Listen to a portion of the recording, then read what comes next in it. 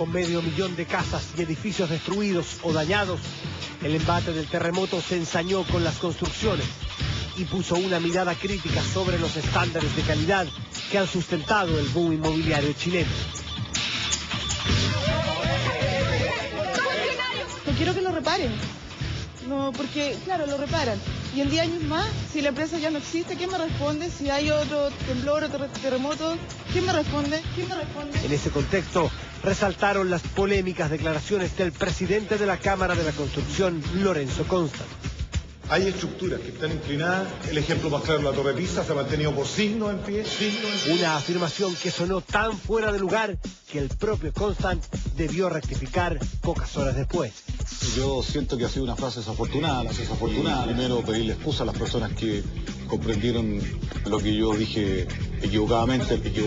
Más allá de frases desafortunadas, solo en la región metropolitana, 480 edificios fueron declarados inhabitables, 20 de los cuales eran edificios casi nuevos. ¿Qué pasó?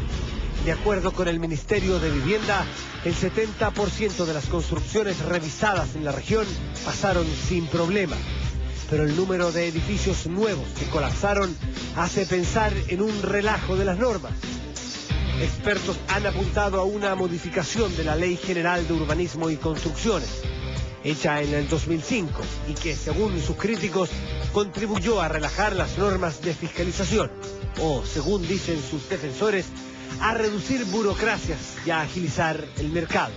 El debate está abierto.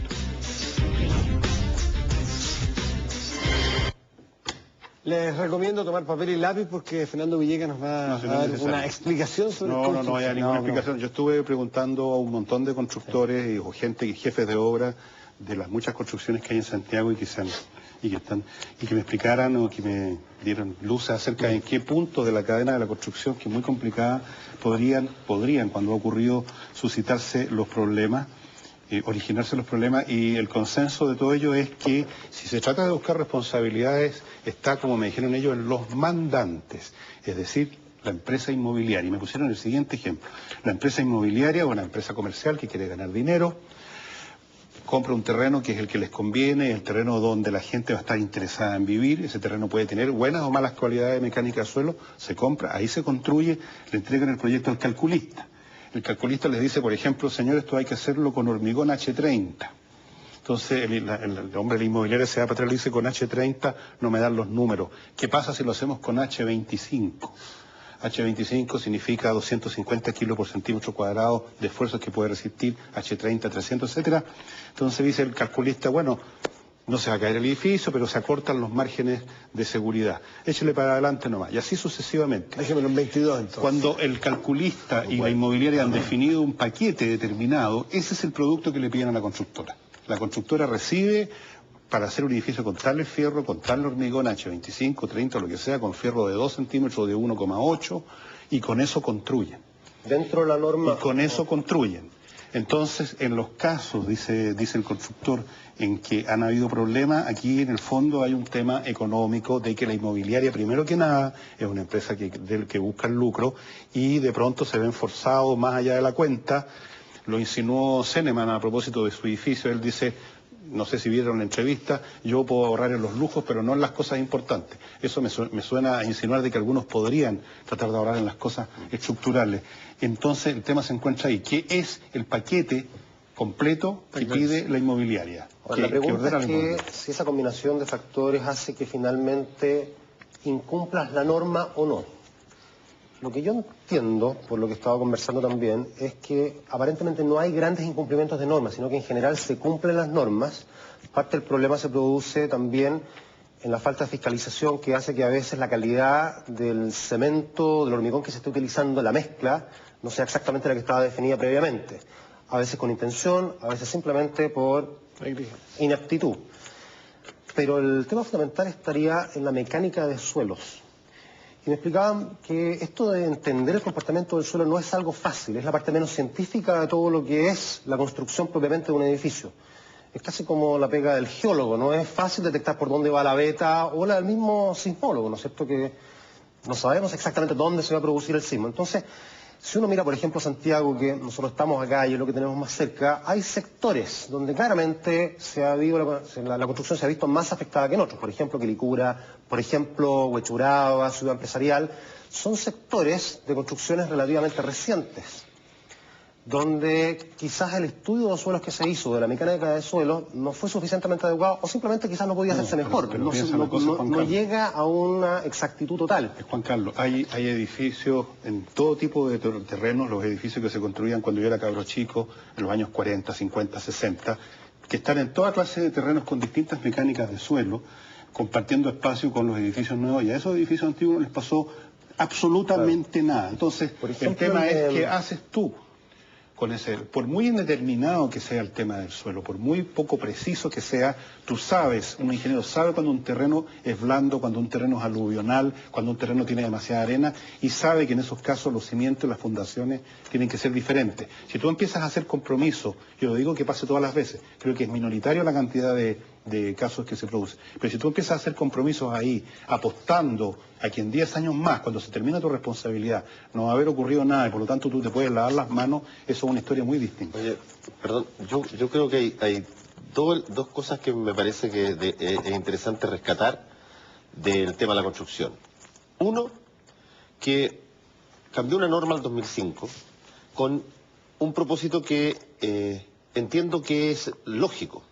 Las municipalidades no tenían funcionarios con las capacidades en todas las partes que se construía para fiscalizar la obra con conocimientos de cálculo, con los conocimientos que se requerían, y por lo tanto en el 2005 se traspasó esa obligación de fiscalizar la obra a la empresa inmobiliaria y constructora después. Con lo que de alguna forma se hizo una suerte de incentivo a la venta, porque si es que el fiscalizador eventualmente rechazaba la obra, bueno, le significaba un retraso en los timings y dije timing y alguien me criticó, en los tiempos que se tienen establecidos, y eso significa más grúa arrendada, significa eventualmente multa, y por lo tanto, como el fiscalizador depende, de alguna forma es contratado por la inmobiliaria, podría darse la circunstancia que en algunos casos haya espacio para que ahí pudiese haber algún tipo de adulteración. Esa es la primera cosa. Pero no tiene mucha solución en términos prácticos, porque la alternativa de que las municipalidades fiscalicen la cantidad de cosas que se estaban construyendo simultáneamente, en realidad no había forma de hacerlo, y esta pareció una forma que fue legislada y que eventualmente, creo yo, no fue la responsable de muchas de las cosas que pasaron. Lo segundo, en medio de esta majamama donde el programa ha cargado mucho las tintas hacia lo malo, mira, yo creo que es primera vez que desde que yo veo un evento gigantesco donde no existe una visión masiva de destrucción de las viviendas sociales de los gobiernos. ¿Hubo destrucción de viviendas sociales? Sí hubo. En Santa Cruz, el año del 92 y 93 se cayeron unos edificios, pero yo vi montones de personas que estaban en Concepción, no sé si era en Concepción o era aquí en Ñuñoa, que mostraban y decían, mira, yo hubiese preferido no comprarme esta cosa por 40 millones y haber tenido un edificio serbio que hicieron acá. Y eso yo encuentro que es las normas, cuando se cambian para bien y se implementan bien, mejoran las cosas. Y eso me parece una novedad, porque en el 97 el énfasis era en las viviendas sociales, las casas Chubi, después en las cosas de Peñalolén, cuando cayó el año 92, el énfasis fue no solamente en las casas que arrasaban, sino que también en las poblaciones del Servio que no resistieron nada, no tenían ningún tipo de situación. Bueno, eso me parece a mí una buena noticia. Hoy día estábamos viendo básicamente minúscula proporción de edificios construidos, hay que decirlo también.